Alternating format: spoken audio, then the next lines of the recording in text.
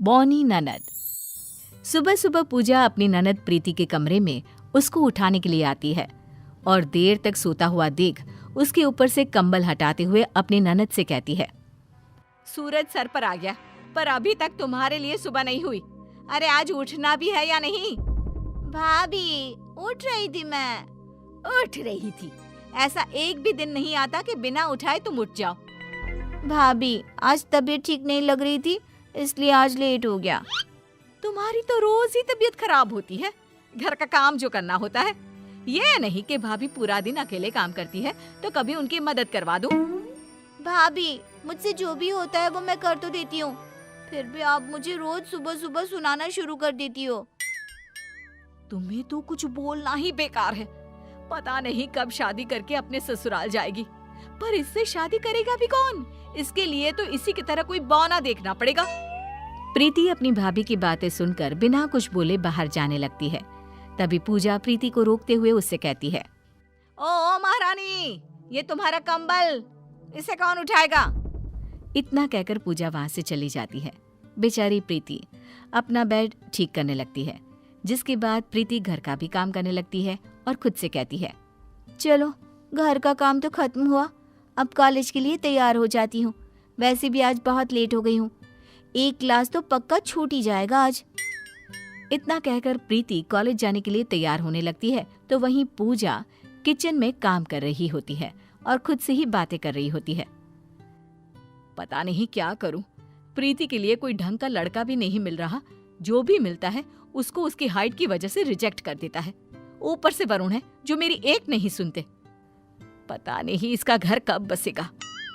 इतने में पूजा का फोन बजता है, जिसे देख पूजा अपनी चाय लेकर हॉल में जाकर बैठ जाती है और फोन पर बातें करने लगती है। प्रीति कॉलेज जाने के लिए बाहर आती है और अपनी भाभी से कहती है, भाभी मैं लेट हो रही हूँ, मैंने सारा काम कर दिया है, मैं कॉलेज जा रही हूँ।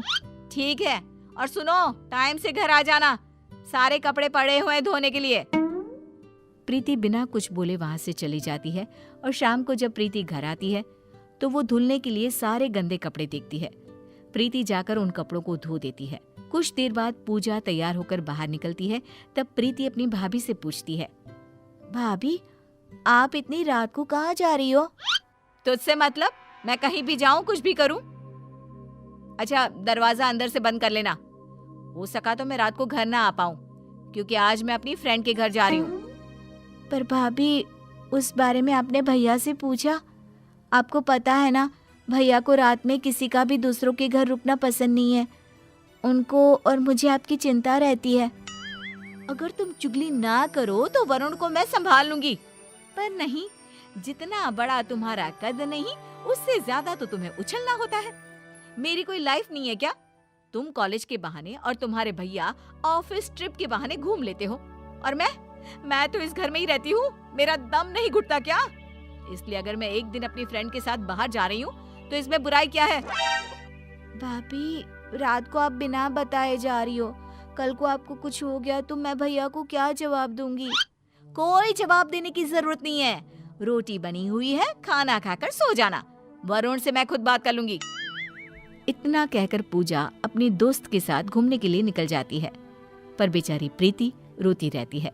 पूजा अपनी दोस्त के साथ घूमकर घर आती है और अगले दिन प्रीति को जब टीवी देखता हुआ देखती है तो सारे कपड़े लेकर उसके पास जाकर कहती है, सारा दिन टीवी देखने से घर का काम खत्म नहीं होता। कभी मेरे बारे में भी सोच लिया करो।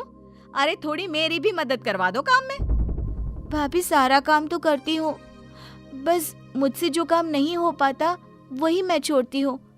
अब आपको पता है कि मैं ऊंचाई के काम नहीं कर पाती, मेरा हाथ नहीं पहुँच पाता, फिर भी आप ऐसा बोल रही हो। तो घर में सीढ़ी किस लिए है? उसका इस्तेमाल करो। और उसके बिना भी तुम कपड़े इस्त्री कर सकती हो, कपड़े धो सकती हो, खुद खाना निकाल कर खा सकती हो। ये काम तो तुम कर ही सकती हो ना? पर नहीं जी, तुम्हें तो कुछ नहीं करना। भाभी जो है सारा काम करने के लिए। उन दोनों में बहस हो ही रही होती है।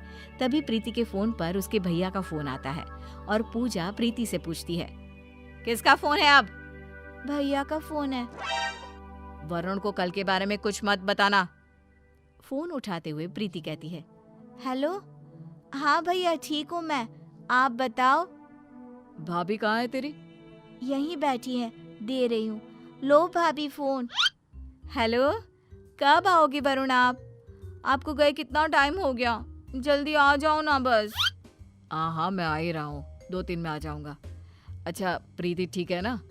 तुम दोनों की अब लड़ाई तो नहीं होती ना पहले की तरह?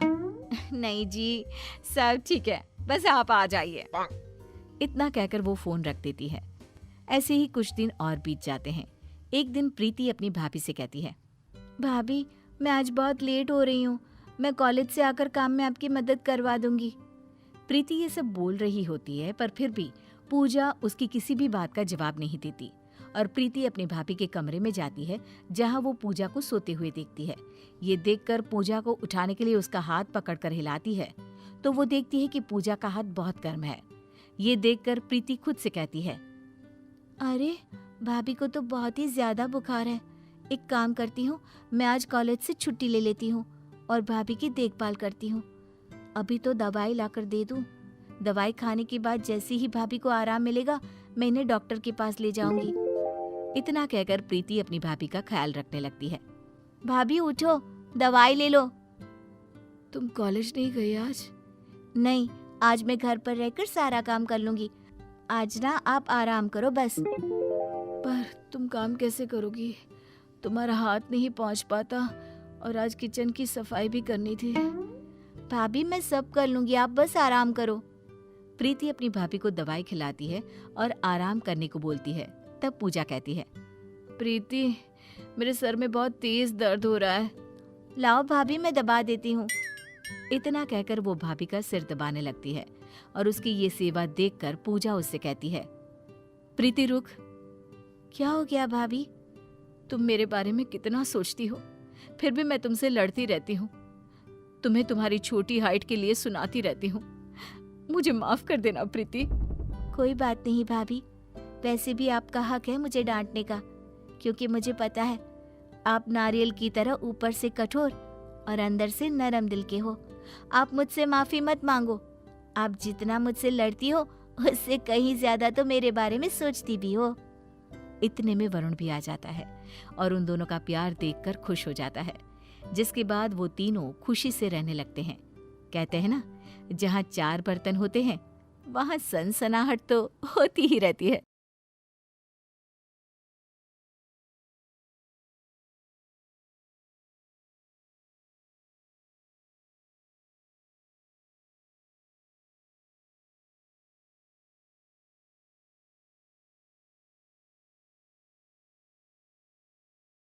चाइनीज बहू।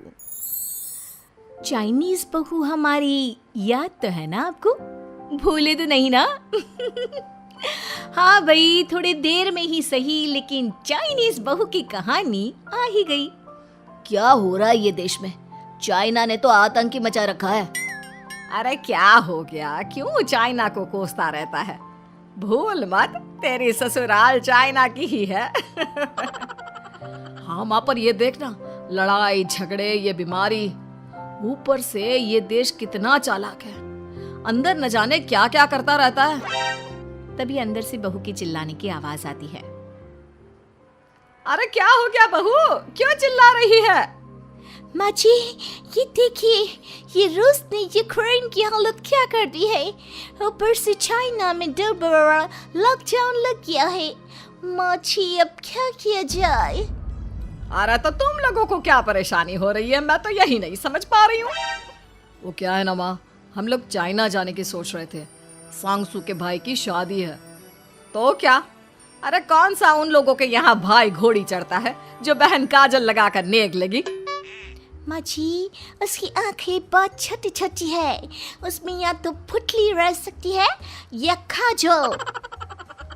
साले की पुतली निकाल कर काजल लगा दो, अंधा कहीं का।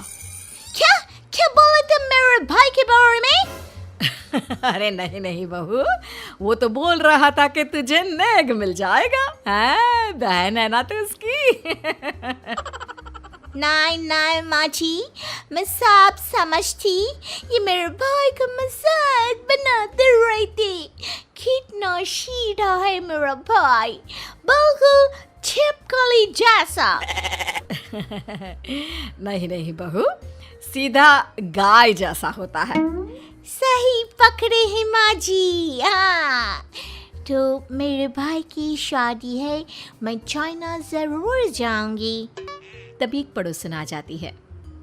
अरे नहीं नहीं बहू, तू कहीं ना जा, हम लोगों का मन कैसे लगेगा तेरे बिना। ले बहू, तेरे भाई के लिए ये शॉल रख ले, हमारी तरफ से गिफ्ट कर देना। हाय रे, सब कितने अच्छे हैं। मेरी चाइनीज बहू को कितने प्यार से तुम लोगों ने एक्सेप्ट कर लिया। सच में बड़ी भाग्यशाली हूँ मैं। कैसी बात कर रही है?